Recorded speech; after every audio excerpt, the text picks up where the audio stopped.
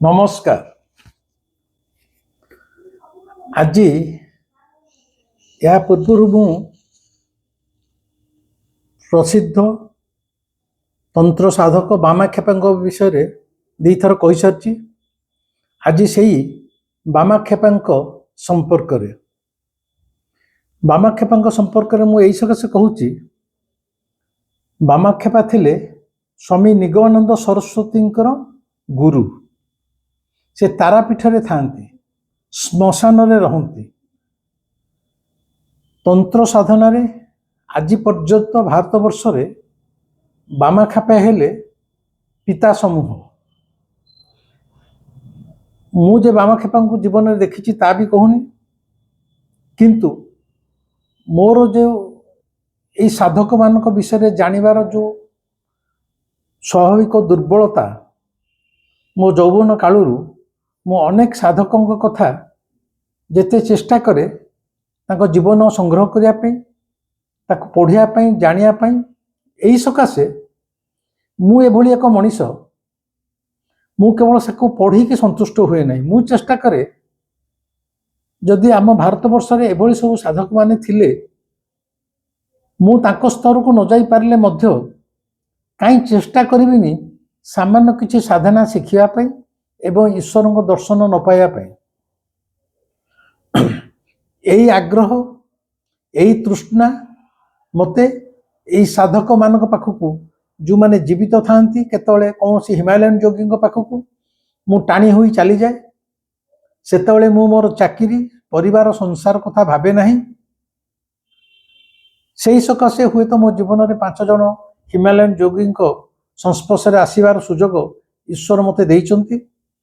एतद व्यतीत जो माने संसार रे नाहंती सेमानक विषय जानिया को मध्य मो भीतर प्रबल अनिसंतुष्टा लगी रही थाए। बामाखेपा ऊपर मु जेते जेते पढ़ुची जानुची तांको संबंध रे नुआ नुआ कथा माने जानुची एवं सेतबेले मु भावे समस्ते तो सब कथा जानिबा संभव नुहे।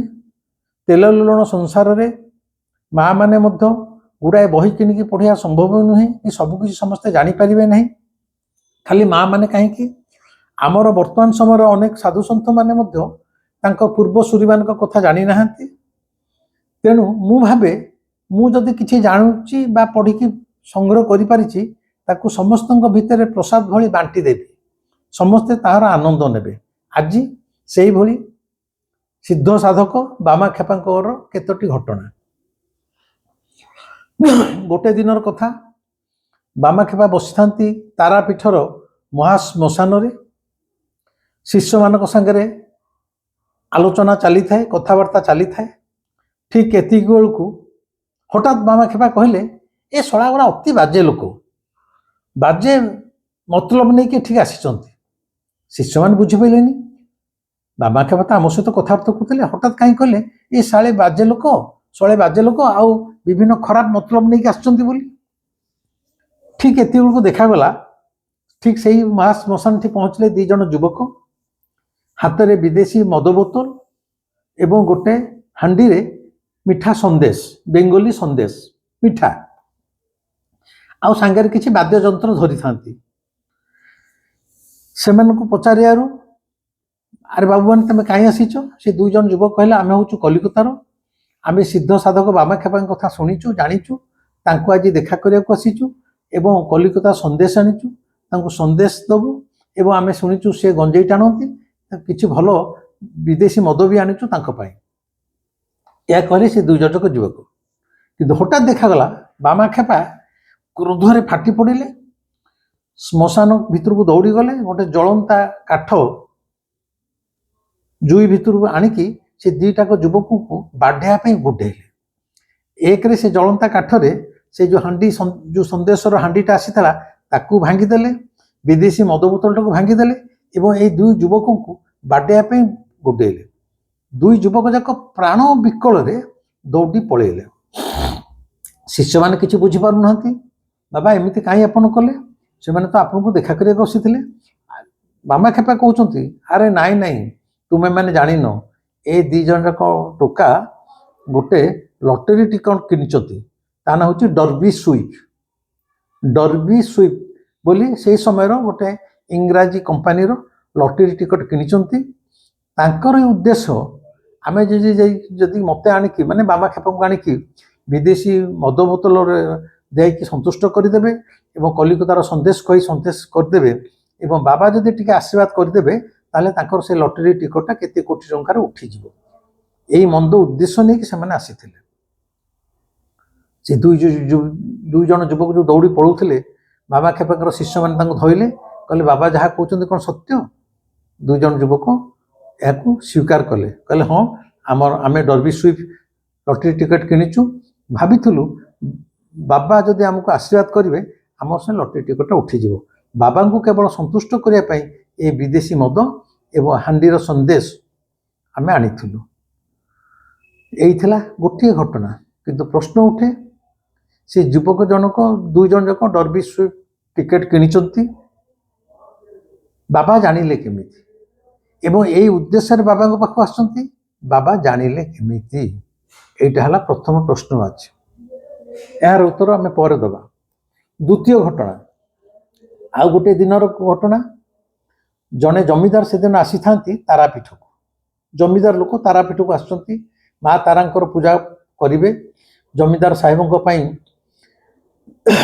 श्मशान निकट रे जो द्वार माने श्मशान निकट माने श्मशान पाखे जो द्वारका नदी रे जमीदार स्नान करिवे एवं से नदी कूल रे जप तप यज्ञ हब बामा खेपा दूर देखिले जमीदार साहेब बर्तमान नदी कूल रे माँ तारा को संतुष्ट करने जप तप आरंभ करदेले एवं से नदी कूल रे बसिले एतक देखला मात्रे बाबा खेपा नई भितर को स्नान करने को पशिगले नई भितर को स्नान करके पिला माने जमी पानी रे चबर चबर कर खेलती नई कूल के छिड़ाई पानी एमती छाटिले जे जमीदार जो नदी कूल रे बसी जप तप करुले खाली पानी छिटिका दुम दुम पड़ू थाए जमीदार गोटापण उदा हो गले जमीदार बामा खेपा किए जानी ना भाविले सला गोटे लोक किए पागला लोकटे नई भितर पशि पर पानी छाटुची रागे क्रोधरे से कर्मचारी मान कहले कहले ये शलाटी किए गोटे अभद्र लोकटे नई भितर मुझे आसिकी जपतप कर मो पर पानी छाटुची है धरी आण जो बामा खेपा को कर्मचारी माने नदी धरी आनी बामा खेपा कोपर रागिकी जमीदार जाऊना ये बामा खेपा बोली रागिकी कहले तू गोटे एत असभ्य लोक अभद्र लोक मुझे जगार जमीदार मु जपतप करने आसी तू तोर एत साहस तू मो पर पानी छाटुच बामा खेपा खिलखिल ही हसिले कहले तू तो माँ को पीठ को आसुचु माँ को जपतप करने कि जप कला बेले तोर हाथ चली जपमाड़ी रे किंतु तो मन भितर तू माने म्यूर कंपानी से गोटे कंपानी जोता कंपानी थी आमर जमी बाटा से गोटे जोता कंपानी था ना म्यूर म्यूर कंपानी जोता गुड़ा खूब भल बामा खेपा कहते तू तो जप करुचु तो हाथ जपमाड़ी रे जप करुच्ची कि मन भितर तू म्यूर कंपानी जोता किणबू से कथा कहीं भावुलु जमीदार हठात तटस्थ हो जमीदार प्रकृत एपट से जप करुले भावुता एटी जप तप सैला मुझे म्यूर कंपानी गोटे जोताटे किणबी अरे यहीटा आमर साधारण मनीष मानकर कथा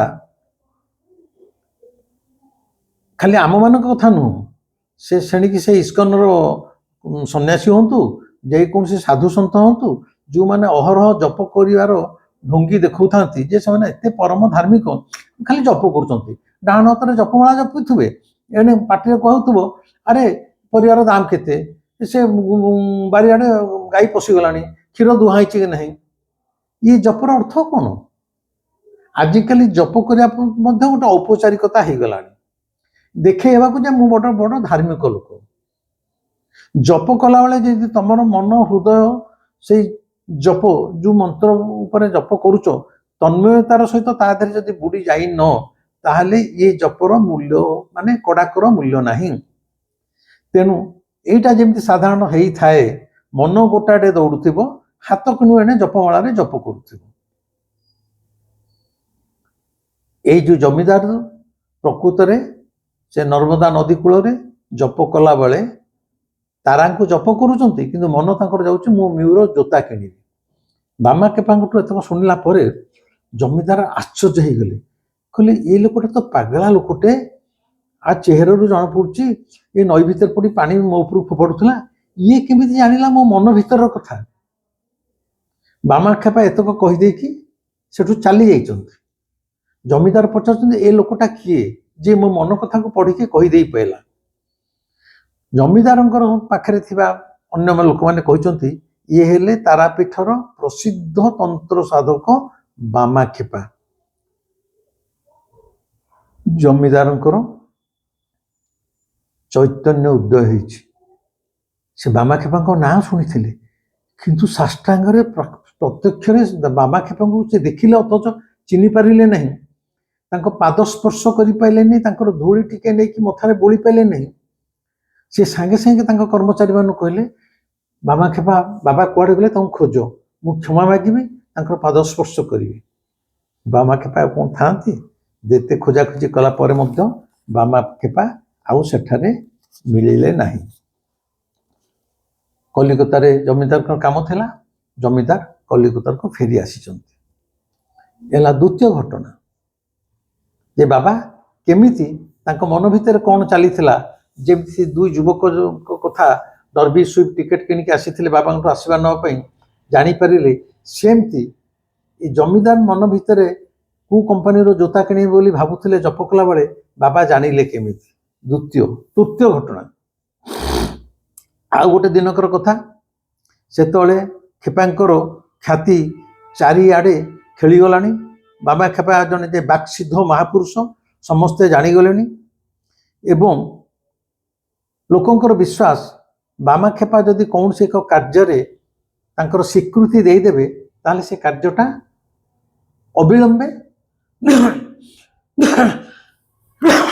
ସଫଳ ହେବ। ଏବଂ ସେହି ସମୟରେ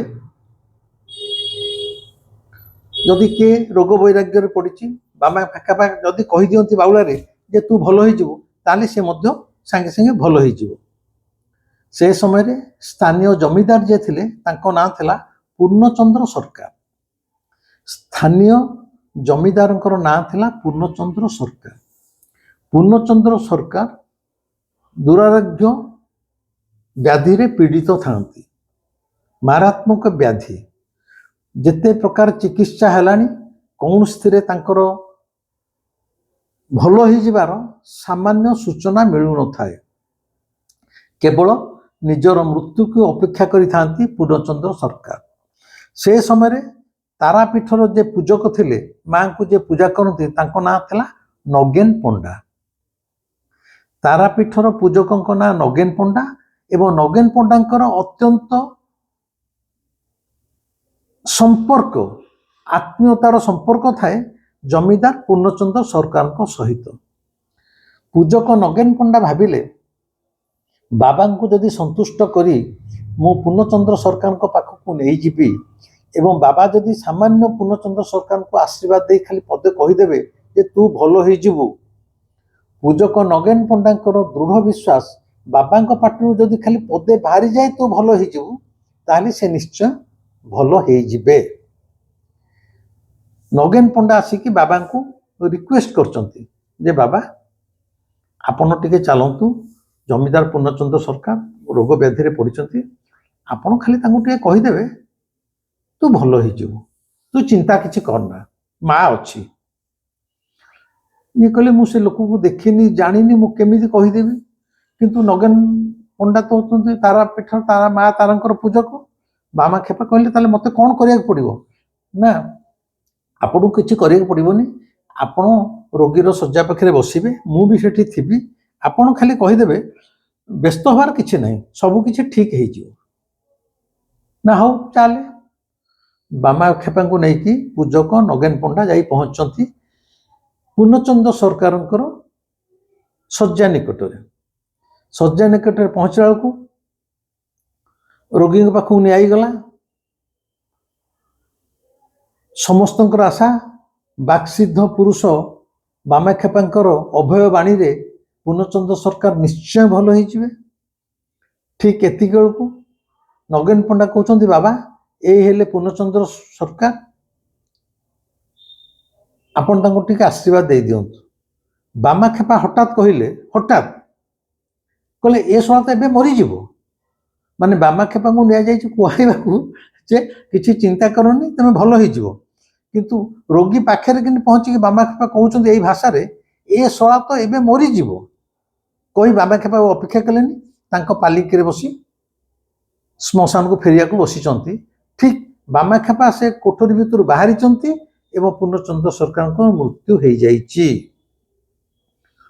ନଗେନ ପଣ୍ଡା ପୂଜକ ହତବାଗ, କାରଣ ସିଏ ପୂର୍ଣ୍ଣଚନ୍ଦ୍ର ସରକାରଙ୍କର ପରିବାରକୁ ସାନ୍ତ୍ୱନା ଆଶ୍ୱାସନା ଦେଇ କହିଥିଲେ ଯେ ମୁଁ ବାବାଙ୍କୁ ନେଇ ଆସୁଛି, ବାବା ଖାଲି ଯଦି କହିଦେବେ ସବୁ କିଛି ଠିକ୍ ହେଇଯିବ, ଇଏ ନିଶ୍ଚୟ ବଞ୍ଚିଯିବେ।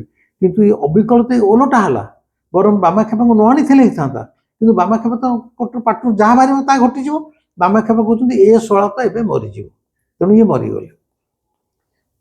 ତାପରେ ନଗେନ ପଣ୍ଡା ଯାଇକି ପହଞ୍ଚନ୍ତି ବାମାକ୍ଷେପାଙ୍କ ପାଖରେ, ତାରାପୀଠଟି ଶ୍ମଶାନରେ। କହିଲେ ବାବା ମୁଁ ଆପଣଙ୍କୁ ନେଇଥିଲି ତାକୁ ଭଲ ହେଇଯିବ ବୋଲି କହିବା ପାଇଁ, ଆପଣ କହିଲେ ଶଳା ମରିଯିବ। ନାରେ ମୁଁ କ'ଣ କରିବି, ମୁଁ ତା ପାଖରେ ଛିଡ଼ା ହେଲା ବେଳେ ମା ମୋ କାନରେ କହିଦେଲା ଏ ଶଳାଟି ମରିବ। ଆଉ ମା ଯେତେବେଳେ କହିବ ମୁଁ ମା କଥାକୁ ମାନିବି। ମା ମତେ କହିଲା ଯେ ତୁ କହ ଇଏ ମରିବ, ମୁଁ କହିଲି ମରିଗଲା ବୋଲି। ଏ ହେଲା ତୃତୀୟ ଘଟଣା।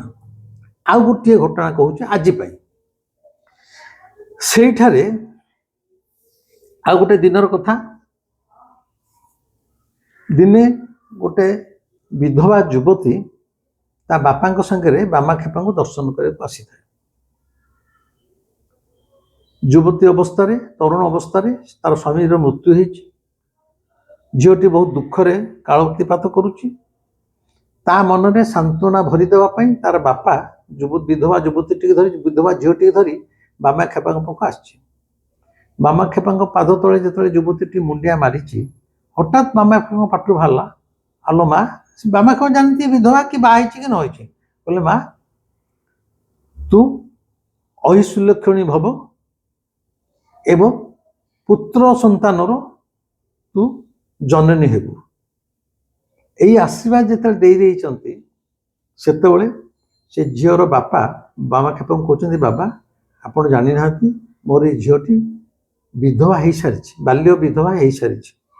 ଆଉ ବିଧବା ହେଇଯାଇଥିବା ଝିଅଟିର ଆପଣ ଯେଉଁ ଆଶୀର୍ବାଦ ଦେଲେ ପୁତ୍ର ସନ୍ତାନର ଜନନୀ ହେବାକୁ ଏବଂ ଐଶ୍ୱଲ୍ୟକ୍ଷଣୀ ଭବ ମାନେ ହବାକୁ, ମାନେ ସଧବା ଯୋଗରେ ମୃତ୍ୟୁ ବରଣ କରିବା ପାଇଁ, ତାହା କେମିତି ସମ୍ଭବ। ବାବା କହିଛନ୍ତି ମୁଁ ସେ କଥା କହିପାରିବିନି, ଏ ଗଣିତିକ ହିସାବ ମୁଁ ଜାଣିନାହିଁ। ମୋ ପାଟିରୁ ଯାହା ବାହାରିଲା ବା ମୋ ମା ମତେ ଯାହା କହିଲା, ମା ମାନେ ତାରା, ମୁଁ ତାହା କହିଦେଲି, ମୁଁ କହିପାରିବିନି। କିନ୍ତୁ ତାପରେ ଦେଖାଯାଇଛି ତାର କେଇ ବର୍ଷ ପରେ ସେଠାକାର ଜଣେ ଯୁବ ଜମିଦାର ବା ଜଣେ ଯୁବ ବେପାରୀ এই ବିଧବା ଝିଅଟି ପ୍ରତି আকୃଷ୍ଟ ହୋଇଛନ୍ତି, ଆକର୍ଷିତ ହୋଇଛନ୍ତି ଏବଂ ପରବର୍ତ୍ତୀ ସମୟରେ এই ବିଧବା ଝିଅଟିକୁ ବାହା ହେଇଛନ୍ତି। ବିବାହର ମାତ୍ର ଗୋଟିଏ ବର୍ଷ ପରେ এই ଯେଉଁ ଝିଅଟି ବାମାକ୍ଷେପାଙ୍କୁ ଦର୍ଶନ କରିବାକୁ ଯାଇଥିଲା ଏବଂ ଆଶୀର୍ବାଦ ପ୍ରାପ୍ତ ହୋଇଥିଲା, ପ୍ରକୃତରେ ସେ ଗୋଟେ ପୁତ୍ର ସନ୍ତାନର ଜନନୀ ହୋଇଛି ଏବଂ ବାମାକ୍ଷେପାଙ୍କର ଆଶୀର୍ବାଦ ଅକ୍ଷରେ ଅକ୍ଷରେ ଫଳିଛି। ବୁଝୁଛନ୍ତି ତ? ଏଇ ଥିଲେ ବାମାକ୍ଷେପା। ପ୍ରଶ୍ନ ଉଠୁଛି সেই ସମୟରେ ଯେଉଁମାନେ ସାଧକ ଥିଲେ ସେମାନଙ୍କର ସାଧନାର ସ୍ତର କେଉଁ ପ୍ରକାର ଥିଲା ଏବଂ ସ୍ୱୟଂ ମା ତାରା ବାବାଙ୍କ ସହିତ କଥାବାର୍ତ୍ତା ମଧ୍ୟ କରୁଥିଲେ। ବର୍ତ୍ତମାନ ସମୟରେ ଏଗୁଡ଼ା ଶୁଣିଲେ ଆପଣମାନଙ୍କୁ ଆଶ୍ଚର୍ଯ୍ୟ ଲାଗିପାରେ, ଅବିଶ୍ୱାସ ଲାଗିପାରେ। କାରଣ ସାଧନା କ'ଣ ଆମେ ସାଧାରଣ ମଣିଷ ଜାଣିନାହିଁ। ସାଧନାରେ ସିଦ୍ଧି ଲାଭ କଲା ପରେ ମଣିଷ କେଉଁ ସ୍ତରରେ ପହଞ୍ଚି ପାରେ ତାହା ମଧ୍ୟ ଜାଣିନାହିଁ। ଆମକୁ ଏଗୁଡ଼ା ଅବିଶ୍ୱାସ ଲାଗିଥାଏ। କିନ୍ତୁ ଏ ଭାରତବର୍ଷରେ ଏତେ ଏତେ ସାଧକ ଜନ୍ମଗ୍ରହଣ କରିଛନ୍ତି। ସେମାନଙ୍କର ଜୀବନୀ, ସେମାନଙ୍କ ସମୟରେ ଘଟି ଯାଇଥିବା ଘଟଣା ଯଦି ଆପଣମାନେ ଶୁଣିବେ, ଜାଣିବେ, ହଚକିତ ହେବା ଛଡ଼ା ଆପଣଙ୍କ ପାଖରେ ଅନ୍ୟ କୌଣସି ଉପାୟ ନାହିଁ। କିନ୍ତୁ ମୋର କହିବାର କଥା ହେଲା जो माने एक तो साधना करिचंती, दुई रे से माँ तारा हुंतु कि मोर प्रभु श्री जगन्नाथ हुंतु बा मोर प्रिय कालू हुंतु, तुमर आराध्य ईश्वर बा इष्ट देवादेवी जहाँ पाखे तुम्हें पूर्ण समर्पण करदेव, पूर्ण समर्पणर संज्ञा मु ठीक भाव आपको बुझे पारे ना, ताहा एक अनुभवर कथा। एक रे तुम्हें आध्यात्मिक दिगरे साधनारे ब्रती होइथिबो, द्वितीय रे तुमर इष्ट देवादेवी पाखे निजक संपूर्ण समर्पित कर देइथिबो, ताहेले मोर ये छोटिया जीवनर व्यक्तिगत अनुभव कहूची, मु तो साधक बामाखेपा नुह कि निगमानंद नुह कि से समय केड़े केड़े साधु महात्मा धूली कणा को भी माने तुलना करा जीवन कि धूली कणा सहित मु समान नुहे, किंतु मु मोर ये छोटिया सांसारिक व्यक्तिगत जीवन रु एतिकी जानुची, जदि तुमे साधना करुच प्रतिदिन ता सहित जदि तुमे ईश्वर को प्रति समर्पित, सेमिति ईश्वर तुमर जी ही थाउ मोर कालू, ताहले ईश्वर से अदृश्य ईश्वर तुम सहित कथबार्ता अवश्य करि थांती। मो सहित जदि मो कालू बहु प्रकार बागरे तार उपस्थिति की जाहिर करि पारुची बा समय समय मो सहित वार्तालाप करि पारुची, ताले से सब समय साधक मान कथा आपण माने भाबी पारंती। एवं गोटे गोटे मुहूर्त आसे साधकर मुह दे प्रभु किछि कथा कहि दिए एवं से गुड़ा अक्षरे अक्षरे सत्य प्रतिपादित होई थाए। मो जीवन में मत एमती अनेक घटना घटी जाइछि अतीत रे, दैनंदिन जीवन में घटुची, किंतु जदि भाभी चिंती कहबी जे या हबो ता हबो सेगुड़ा हबो नाही। कालू जेतेबेले कहबो बा ईश्वर जेतेबेले तम मुह दे कहया को चाहिबे, तमे किछि भाबी नथिबो, हठात तुम पाटी गोटे कथा बाहर जीवो एवं सेटा सत्य होई जीवो। जेमती अमेरिकार हस्टन हॉस्पिटल रे ब्लड कैंसर रे पड़ुथिबा जणे युवक कर पिता मते कहउचंती फोन करी मो जोई की ब्लड कैंसर हो जाइछि, सुनिला मते मो पाटी ऑटोमेटिक बाहर जाउछि से जो कैंसर हेइ थौ से पूर्ण भलो हो जीवो, परवर्ती समय से पूर्ण भलो हो जाइछि। बा हैदराबाद जो फोन आसिला मो झीवर जोटे जाँला छुआ होउछि अल्ट्रासाउंड रे बाहर, हठात मु गाधे को जाउछि दिन 12टा मो पाटू बाहरी गला जाँला छुआ हबनी गोटे छुआ हबो से पुणी पुओ हबो एवं परवर्ती समय ताहा ही होउछि। मु आदौ दाबी करूनी मु गोटे बड़ साधक, आदौ मु किछि नुह, किंतु थरे थरे केतବେଳେ सेटा हबो ता भी मु कहि परबिनी। मो कालू मो मुह देई किछि कुहाई दिए एवं या मध्य कहूची जेतବେଳେ गोटे साधकर पार्टी कौन से एक कथा बाहरी जाए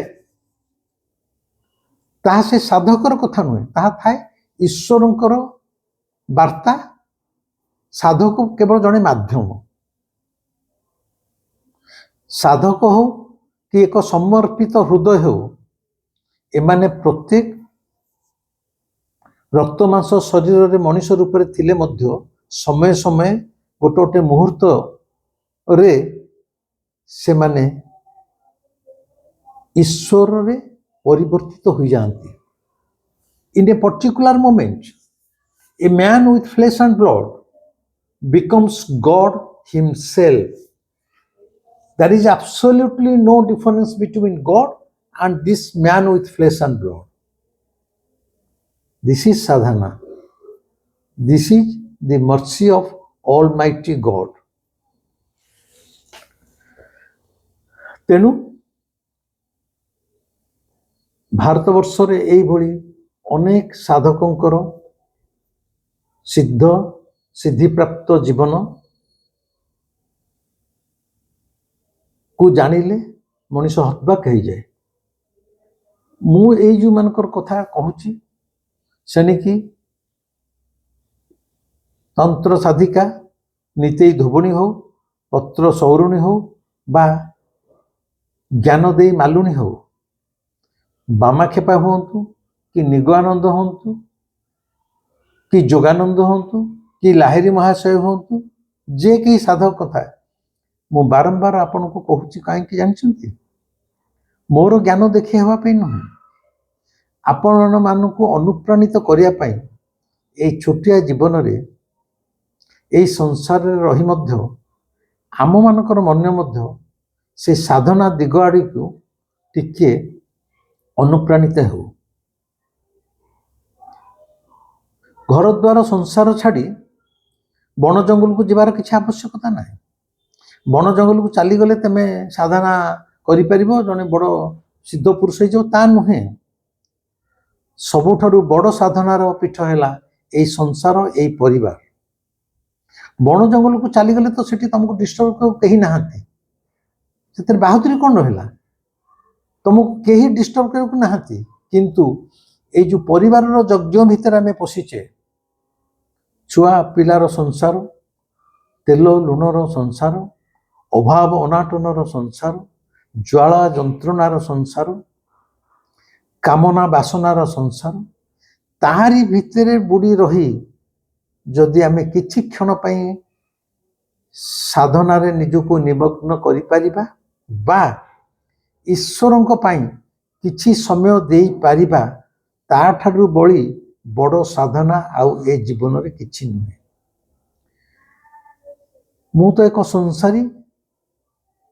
संसारी मनीष मोर स्त्री पिला छुआ अछंती मु भी चाकरी करथिली सब करथिली किंतु भाबुची ता हुए तो कालुर करुणा थिला ए सबु भितरे मु जो किछि समय ए जीवन रे से ईश्वर पई देइछि हुए तो आज मु किछिटा आपन को कहिवार योग्यता पाई परिछि मु आदौ को नहीं मु जने साधक मोर किंतु कहयार कथा हला आदौ भावतु नहीं आमर तो रिटायर कलुनी बयस हो गलानी आउ कौन से जन्म आउ ए बयस रे हो ना भूल चिंताधारा मु तो घर तार संसार भितर अच्छी बहुत दुख कष्ट अच्छी मो द्वारा कौन आउ किछि हो ना भूल कथा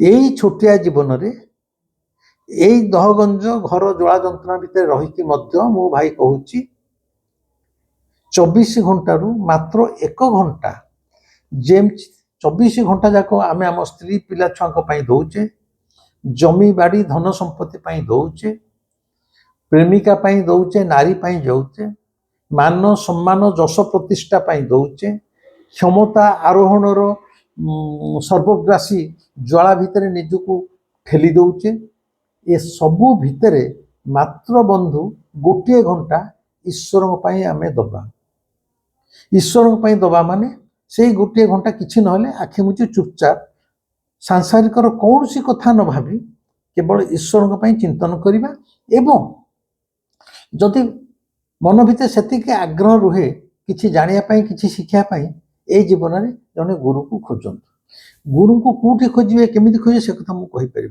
कारण बर्तमान समय ए संसार गोटे जाल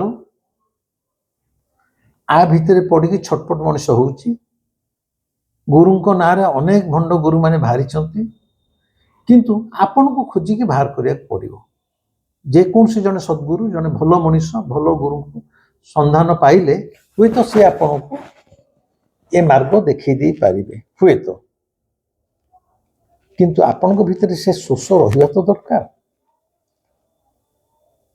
आपण जमती जगहटे किनिया पई घरटे तोले पई और जगहटे खोजुचंती पुरी रे भुवनेश्वर रे कटक रे बा अन्य कोठी कोठी टिके सस्ता मिलिबो से सब जगहटे पाउचंती किंबा जीवन में जहाँ किछि प्राप्ति पई आशा करूचंती से क्षमता प्राप्ति हो जसमान सम्मान हो नारी हो धन भी हो ता पई हमर श्रम दौचंती मन दौचंती सब किछि दौचंती एवं पाउचंती ठीक सेमती जदि ईश्वर को पाइबार इच्छा अच्छी ତାହେଲେ ସେ ଆଡ଼ିକି ଯଦି ମନ ଯାଉଥିବ ଆପଣ ଜଣେ ଭଲ ଗୁରୁଙ୍କର ସନ୍ଧାନ ନିଶ୍ଚୟ ପାଇବେ।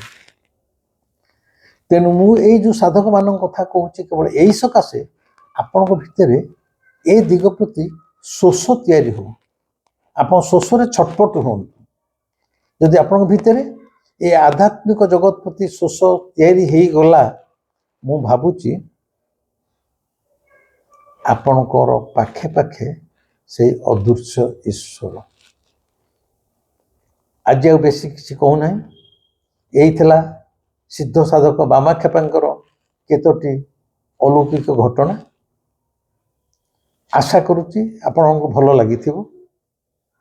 ଯଦି ଭଲ ଲାଗୁଥାଏ ମୋ କଥା, ଯଦି ଭାବୁଥାନ୍ତି ମୁଁ ଆନ୍ତରିକତାର ସହିତ ଆପଣଙ୍କ ସହିତ କଥାବାର୍ତ୍ତା କରୁଛି, ଯାହା ଅଳ୍ପ କିଛି ମୋର ସୀମିତ ଜ୍ଞାନରେ ସୀମିତ ବୁଦ୍ଧିରେ କିଛି ମୁଁ ପଢ଼ୁଛି ଜାଣୁଛି ଆପଣଙ୍କ ସହିତ ଭାଗ ବଣ୍ଟେଇ ଦେଉଛି, ତାହେଲେ ଲାଇକ୍ କରିବେ, ସବସ୍କ୍ରାଇବ୍ କରିବେ, କମେଣ୍ଟରେ ମୋତେ ଜଣେଇବେ ଏବଂ ମୋର ଅନୁରୋଧ ସମସ୍ତଙ୍କ ଭିତରେ ଏଟାକୁ ସେୟାର କରିବେ, ସମସ୍ତଙ୍କ ଭିତରେ ସେୟାର କରିବେ। ଆଜି ରବିବାର ଦିନ କାଳୁ ଲାଲ ବସ୍ତ୍ର ପିନ୍ଧେ। ରବିବାର ଦିନ ସୂର୍ଯ୍ୟଙ୍କ ଦିନ, ତାକୁ ନାଲି ବସ୍ତ୍ର ପିନ୍ଧେ ଭଲ ଲାଗେ। ମୁଁ ଜାଣିନି ଆପଣଙ୍କୁ କେମିତି ଲାଗୁଛନ୍ତି। ମୋ କାଳୁ ପଛାଡ଼େ ସବୁ ଶୁଣୁଛି, ହସୁଛି। ମୋ କାଳୁ ଏ ନୂଆ ବର୍ଷରେ ବହୁତ ଖୁସିରେ ଅଛି, ମୁଁ ବି ଖୁସିରେ ଅଛି ଏବଂ ଆପଣମାନଙ୍କୁ ମୋର ପରିବାରର ବନ୍ଧୁ ଭାବରେ ପାଇ, ମା ମାନଙ୍କୁ, ଭଉଣୀମାନଙ୍କୁ, ଭାଇମାନଙ୍କୁ ପାଇ ମୋର ଏ ଜୀବନ ଧନ୍ୟ ହେଇଛି। ଆପଣମାନଙ୍କର ଭଲ ପାଇବା ଏତେ ମୋ ପ୍ରତି ଅଜାଡ଼ୁଛନ୍ତି, ମୁଁ ଅଣନିଶ୍ୱାସୀ ହେଇଯାଉଛି। ଆପଣମାନଙ୍କର ଏଇ ଭଲ ପାଇବା ଆଗରେ ମୁଁ ମୋର କେବଳ କୃତଜ୍ଞତା ନୁହଁ, ମୁଁ ମୋର ମଥା ନୁଆଇଁ ଆପଣମାନଙ୍କୁ ପ୍ରଣାମ କରୁଛି। ଯେତିକି ଦିନ ବଞ୍ଚିଛେ, ଛୋଟିଆ ଜୀବନ, ହେଇଠି ଅଛି ହେଇଠି ନାହିଁ। ଆଖିର ପଲକ ପଡ଼ିଲା ବେଳକୁ ସଂସାରରେ ମଣିଷ ନାହିଁ, ସମୟ ବଦଳି ଯାଉଛି। କେହି କହିପାରିବନି ଆମମାନଙ୍କର ଏ ସମ୍ବନ୍ଧ ସମ୍ପର୍କ କେତେ ଦିନ ପାଇଁ ରହିବ, ବା ମୁଁ ବି ଏ ସଂସାରରେ କେତେ ଦିନ ରହିବି। କାରଣ ମୁଁ ତ ପ୍ରତି ମୁହୂର୍ତ୍ତରେ ପ୍ରସ୍ତୁତ ହେଇ ମୋର ବେଡ଼ି ପୁଟଳା ବେଡ଼ିଂ ସବୁ ବାନ୍ଧି ସାରିଛି। ଖାଲି ଡାକରା ଆସିବ, ବିଭୁ ଉଠ, ବିଭୁ ଦଣ୍ଡନ ଏଥର ଉଠ, ଷ୍ଟେସନ ଟ୍ରେନ୍ ଛାଡ଼ିବ, ମୁଁ ମୋର ବେଡ଼ିଂ ପତ୍ର ନଦୀ ଦେଇକି ମାନେ ଷ୍ଟେସନ ଛାଡ଼ିବା ପାଇଁ ମୁଁ ରେଡ଼ି। କିନ୍ତୁ ସତ କଥା କହୁଛି, ମୋତେ ଆପଣମାନେ ଏତେ ଭଲ ପାଇବା ଦେଉଛନ୍ତି, ପ୍ରେମ ଦେଉଛନ୍ତି, ଏଇ ଜନ୍ମ ନୁହଁ,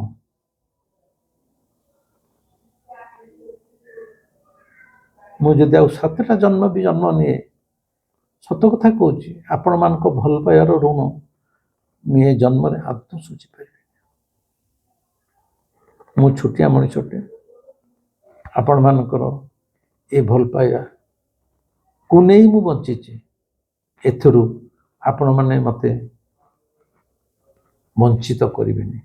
ରହିଲି, ନମସ୍କାର।